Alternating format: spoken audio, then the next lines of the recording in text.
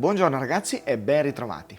Oggi torniamo a parlare di home mining e lo facciamo andando a configurare il mini miner di Brains. Questo dispositivo è visivamente molto bello da vedere ed è silenziosissimo. Produce 1,1 terahash di potenza di calcolo e consuma 40 watt circa. A differenza di altri dispositivi non è open source, ma è veramente facile da installare, bastano veramente pochi clic. Se volete conoscere qualche dettaglio in più, vi invito a vedere la serie legata all'home mining che trovate nella playlist del mio canale chiamata Mining e troverete proprio una puntata dedicata al mini miner di Brains. Ci tengo particolarmente a ringraziare i ragazzi del Bitpolito di Torino, in particolare Gian, che saluto, che mi hanno gentilmente prestato il mini miner per fare vari test e per potervi portare questi contenuti, quindi grazie di cuore davvero. Ora non perdiamoci in chiacchiere e partiamo con la configurazione. All'interno della confezione troverete il mini miner, il suo alimentatore e un cavo Ethernet, nient'altro. Ora, quello che ho io in dotazione è il mini miner BMM 100, ovvero la prima versione. È già in produzione il BMM 101, che ha qualche piccola modifica, come per esempio lo schermo più grosso e il wifi. Ve lo dico perché io con questo modello ho bisogno di collegarmi ad internet attraverso un cavo Ethernet, ma se voi avete il modello nuovo questo passaggio non è necessario perché utilizzerete il wifi. In questo caso noi dobbiamo quindi posizionare il nostro mini miner in un punto dove abbiamo un cavo Ethernet disponibile. Ora vediamo un attimo il dispositivo. Davanti quindi abbiamo lo schermo che ci darà tutte le informazioni. Sopra abbiamo la ventola e dietro abbiamo il foro per la corrente, lo spazio per una scheda SD che potrebbe servire per eventuali aggiornamenti, un tastino con scritto IP Report che ci servirà per sapere qual è l'indirizzo IP del nostro mini miner, basta cliccarlo e vi comparirà sullo schermo. Questo vi serve perché il vostro indirizzo IP viene visualizzato per circa 5 secondi, poi scompare e torna alla schermata che avete impostato. Se però vi serve perché volete cambiare delle impostazioni, per esempio, basta che schiacciate quel tastino e lui ve lo fornisce. A seguire abbiamo l'attacco per il cavo Ethernet, poi un buchino per fare il reset del dispositivo. Sarà necessario prendere una spillettina tipo di quelle per togliere le schedine al telefono e tenere premuto per 10 secondi per resettare tutte le impostazioni del mini miner. Poi alla fine abbiamo due spie, una verde e una rossa, che ci indicano lo stato del miner. Una volta che l'abbiamo posizionato dove vogliamo, dovremo collegarlo prima alla linea internet e poi alla corrente. Prima di continuare vi chiedo cortesemente di iscrivervi al canale se ancora non l'avete fatto e di attivare la campanella, così sarete sempre aggiornati quando uscirà un nuovo video. Inoltre, se apprezzate i miei contenuti, potete supportare il canale donando anche solo un caffè utilizzando il QR code che compare durante il video oppure sfruttando il Lightning Address presente in descrizione. E qual è il modo migliore per conservare i vostri bitcoin che non volete trasferire per nessun motivo? Conservarli su un hardware wallet.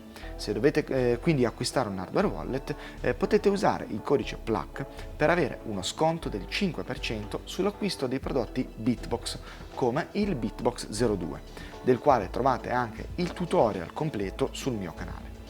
Bitbox 02 è un sealing device molto semplice da utilizzare, open source e di produzione svizzera, un ottimo compromesso tra semplicità di utilizzo e sicurezza dei vostri fondi. Vi lascio il link diretto in descrizione, vi ringrazio di cuore e ora andiamo avanti. Bene, ora il nostro mini miner dovrebbe dare i primi segni di vita e comparirà sullo schermo un indirizzo IP e un QR code. Noi dobbiamo aprire il browser e inserire l'indirizzo IP nella barra di ricerca. Vi ricordo che per trovare il dispositivo in rete dovrete essere in locale, quindi dovrete avere il computer che state utilizzando collegato alla stessa rete del mini miner, altrimenti non lo trovate. Una volta inserito l'indirizzo IP, premiamo invio e ci comparirà a schermo la pagina del login al sistema operativo del mini miner, che è Brains OS.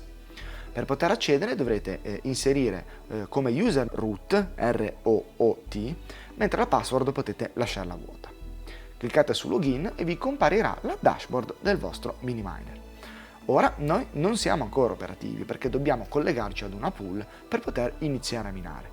Quindi potremo andare in configuration e la prima voce è proprio pools. Qui dovremo decidere che pool utilizzare. Io vi do due opzioni. La prima è collegarci alla pool di Brains. che è la classica pool alla quale si collegano tutti i miners, e questo dispositivo vi dà un'esperienza utente identica praticamente a quella di un miner enorme. Oppure possiamo collegarci ad una pool che mina in solo. La differenza dovreste saperla. Se non è così, però, vi invito ad andare a vedere la serie che ho fatto appunto con Turtle, legata proprio all'home mining, nella quale spieghiamo bene tutte le differenze. Ma comunque con la pool di Brains voi fornite potenza di calcolo e ricevete una ricompensa giornaliera.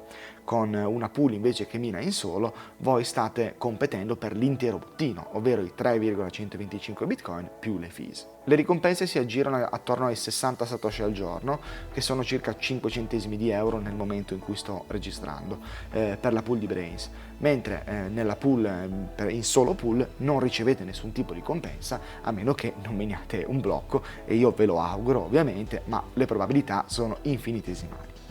Bene, iniziamo allora a vedere la pool di Brains. Per farlo dovremo avere un account su Brains Pool, quindi se non l'avete potete crearlo, bastano semplicemente una mail e una password. Una volta fatto ci troviamo nella dashboard della pool. Anche qui abbiamo una serie di dati che sono legati al lavoro dei nostri miners. Ora qui vedete già qualcosa perché io ho fatto diversi test, ma voi vedrete tutto a zero. Quello che dobbiamo fare noi è dire alla pool che ci vogliamo connettere con un nostro miner, quindi sulla sinistra dello schermo trovate una serie di voci. Noi dobbiamo andare su Workers e dobbiamo cliccare sul bottone viola sulla destra con scritto Connect Workers. Ecco che si apre la finestra con le informazioni che ci servono per connettere il nostro mini miner alla pool. Qui l'unica modifica che possiamo fare è quella di scegliere Stratum V2. Se non sapete che cos'è, ovviamente trovate dei video dedicati sul mio canale, quindi ora non mi soffermo su questo punto. Bene, noi dobbiamo copiare questa stringa che inizia per Stratum V2 e clicchiamo quindi sul simbolino copia. Poi andiamo sulla dashboard del nostro mini miner che avevamo lasciato in configurazione e pools. Clicchiamo su Add New Pool e incolliamo la stringa che abbiamo copiato nello spazio sotto a Pool URL. Ok, ora dobbiamo aggiungere username e password. Torniamo un secondo nella pool. Vedete che sotto abbiamo anche un user ID e una password. Lo user ID è il nostro username, quello che abbiamo dato in fase di creazione dell'account, più il nome del miner che vogliamo inserire. Voi potete decidere se dare un nome oppure no al vostro dispositivo che state collegando alla pool. È opzionale, ma è consigliabile metterlo, così eventualmente se poi avete idea di collegare qualche altro dispositivo sapete comunque identificarlo subito. Se invece non volete mettere niente potete lasciare worker name. Mi raccomando, è importante mettere anche worker name. Andiamo quindi sul nostro mini miner e inseriamo lo username. Qui inseriremo nel mio caso Final Step Bitcoin, che è il mio user ID, .miniminer. Questo è il nome che ho deciso di dare al dispositivo. Ripeto, se voi non volete darci un nome, scrivete userid.workername. Nel mio caso sarebbe stato finalstepbitcoin.workername. Una volta inserito lo username possiamo scegliere una password e scriverla nel campo vuoto. Potete anche mettere anything123, che è quella riportata anche nella schermata della pool, ma vuole semplicemente indicare che potete mettere la password che volete. Una volta inseriti tutti i dati, premiamo sul tasto Salva sulla nostra destra, quello a forma di floppy disk, e in questo modo abbiamo configurato i dati della pool nel nostro mini miner. Ora torniamo sulla dashboard della pool e clicchiamo su Connected Go Back. Bene ragazzi, abbiamo collegato il nostro mini miner alla pool di Brains.